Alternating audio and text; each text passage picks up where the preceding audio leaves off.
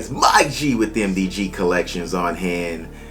Today, ladies and gentlemen, this is going to be a part 2 of the video that I made, how to increase your credit score. This trick is amazing, and the video has gotten a lot of attention.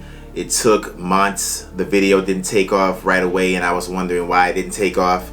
It may have started to take off now that I'm daily and I have pushed myself through the algorithm a little bit on YouTube, and they are starting to recommend some of my videos. So I'm very happy that the video started to take off, because it was a great message I was trying to relay back then in June of 2018. Here we are in March of 2019 and the video just takes off. So what I wanted to do is just go over a few points to clear up some things for the people that are still kind of confused. Most of you got it. I would say 93% of you got it, but that 7%, all right, like my 7% rule, people still really have not grasped the whole exact idea on how the 7% rule actually works. What I think people got confused with is when I said use 7%. Now the thing is in that same video, I made sure I was clear and I said you can use what you want. Just make sure when the report day comes, you pay your balance down to reflect a 7% or lower down to 1% balance. So how that will work is this. Like how I told you guys before, if you have a $100 credit limit and you use 50, you can use $50, you can use 60, you can use 70, it does not matter. Just make sure you have that money. Whatever you use, make sure you know in your banking account or whatever, I don't know what jobs you guys have, you have enough money to pay it back. You are just using this as a tool. You're not using this to have fun with. This is just a tool to build your credit up, because your credit is hurt, it's low, and you want to build it up. So you're just using this as a tool. You should just put in your mind, this is not money for you to play around with. You're only using the credit card for this exact reason that I'm telling you guys, and that is to build your credit. That is the only thing you're using that card for. You know, you can use it to get things, but just put in your mind you're not buying big things, you're buying small things, just to use that as an actual tool to increase your credit.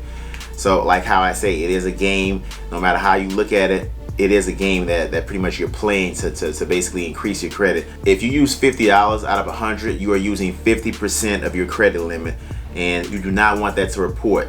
The thing is you can use whatever you want. You can use the whole $100 if you want. You can use 100% of your credit limit, which is $100. You can use $100.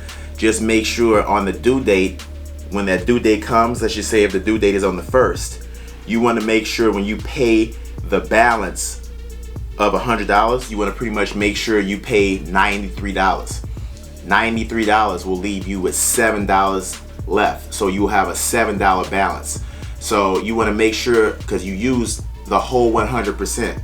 So what you do is you want the 7% to show up to the 3 credit bureaus, and it will show up when they report it. After your due date, they will give the 3 credit bureaus, all right, the bank will tell the 3 credit bureaus what your spending was for the month. They only tell them on the report date. They do not tell them on the due date. So whatever you had as a balance on your due date, as long as you pay it down and leave a little balance, don't worry about the interest, because the small amount of interest that you're paying on 7% is minuscule, and the benefits far outweigh that, and you will get huge jumps in your credit scores by doing this. If you pay down to 0, like a lot of people have been telling me they pay down to 0, and a lot of people have told me in the comments that they realize their scores creep because 0 is basically no responsibility. In their minds, when you pay 0 and you have a 0 balance, you have no responsibility. You're chilling too much. They don't want you to chill. They want you to have a little pressure on you. It's almost like they want to see if you can manage money with having a balance. They want to see if you can have a balance and then the next month pay it off. They want to see how well you do under pressure by actually holding the balance, having it roll over the next month. Does it work to their favor? Yes, they get paid. You're paying a little interest on it, but it's not that much. The balance is 7%, so 7% is a low balance, so your interest is not going to be that high you're paying on it. You're not paying on a big balance, which would make it a huge amount of interest you're paying. So that's the thing. You want to pay on the due date. You have to pay on the due date, or else, you know, I like to look at it as if it's the 1st of the month and you have to pay your rent to stay in your house. If you don't pay your rent, you're getting kicked out. 30% of your actual credit is based on-time payments. So your credit scores are based on, number one, how well you pay on time. Number two could be your credit history. How long of a history do you have? Usually the older you are, you will have a longer history. If you're young, you're not gonna have a long history. So you look like, you're fresh. Can they trust you? The older you are, you have a longer credit history. You have, maybe a car that's been open 15, 20 years. They can see you've been doing this for a while. They have a history on you. They know what you're about. If you're brand new, a young person, you have no credit history. So you don't have that to benefit you. So now what you have to do is just start paying on time right away. You can use this 7% rule to try to increase your credit rapidly as you're younger. And when you get older, over time, that same account that you have will start to grow, and it will create age, and then that will also increase your scores over the years. But the main thing is using this credit card, and just using this credit card and using it as a tool.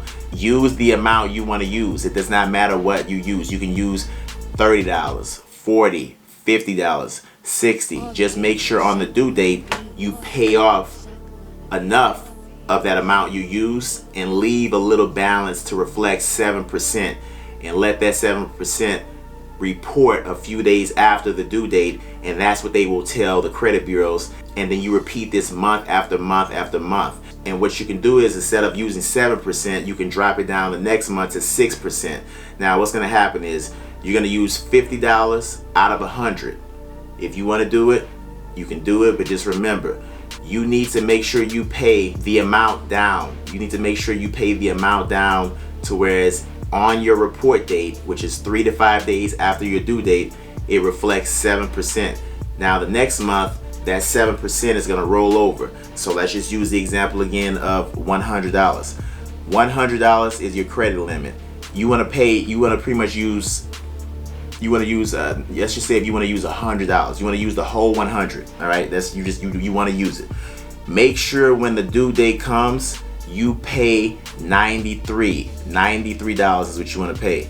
You want to pay $93 of the 100 and leave $7 as a balance. The next month, that $7 is going to now move over to the next balance. Let's say that month you use another $100. You use the whole 100. All right, I'm trying to give you guys examples so you can understand this. You use the whole 100 again. Now you're gonna have a bill that's due for $107. What do you got to do? Pretty much pay the $100 off, let the 7 stay on there again, and it's gonna go to the next month. And then what you can do is you can drop that percentage down to 6 to 5 to 4 to 3 to 2 to 1, and just keep making a change every single month. You're switching it up. It gives them an idea that you are balancing and you're managing your money. So if you just keep it at 7%, that works too. But if you want to drop it down to 6 and then to 5 and to 4 and 3 and then 2 and then 1, and then you go back up 2%, 3%, 4, 5, 6, 7. Just keep mixing it up. The moral of the story is use what you want, because people that have questioned me, that seems to be confused, don't understand that you can use what you want. You just got to make sure by the due date you pay it off, but leave a balance. You don't pay the whole thing off. Leave a balance to reflect 7%. It will be a small amount that will be your balance that they will report. They will report that balance to the 3 credit bureaus, and then the 3 credit bureaus don't even know about the other big amount. They don't even know you went over 7%. They don't even know. They just know about what the balance reflects. What the balance shows is in their minds what you use, because the bank, Capital One or whatever, will tell the 3 credit bureaus what you use on the reporting date. That's when they report. And then no one else knows about anything else you did. So that's how it works. And guys, like I said, any other questions, let me know in the comment section. And someone asked me to do a video on your Vantage score compared to your FICO score. And I'll explain to you like this right now before we do that video. Vantage and FICO are like brands. They're 2 different brands. So FICO is like Pepsi and Vantage is like Coca-Cola. And basically they're 2 credit bureaus. They are 2 different modules that work in their own different ways, and they judge you based on however they want to judge you, whatever the criteria is that they use in each module. And that's pretty much what it is. But most lenders still look at FICO. That's pretty much the king. FICO is king. So when you go to apply for most things, they will still be using FICO scoring module, not Vantage. Also, I just wanted to say I appreciate everyone who has been watching that video, commenting and supporting the video. And I just want to make sure I give special thanks out to Who Lady. I don't know if it's Who Lady Legacy. I'm not sure if that's the full name, but you did not have to give me $5. I appreciate it, but that was a very nice gesture for you. You said appreciate your credit video and you sent me $5. And I just want you guys to stay tuned for any other videos that have to do with credit. This is a car channel. I do informative car videos on cars or trucks or SUVs, but how you get those cars and trucks and SUVs is to have impeccable credit, and that's why I hit on credit, because you can't get those vehicles unless your credit is up to par. Whether you're trying to get a car or a house or sometimes even apply for a job, your credit has to be A1, and that's what I want to help you guys with. And that is going to do it for this upload. Give this video a thumbs up, subscribe if you haven't already, and until next time, ladies and gentlemen, that's gonna be a wrap.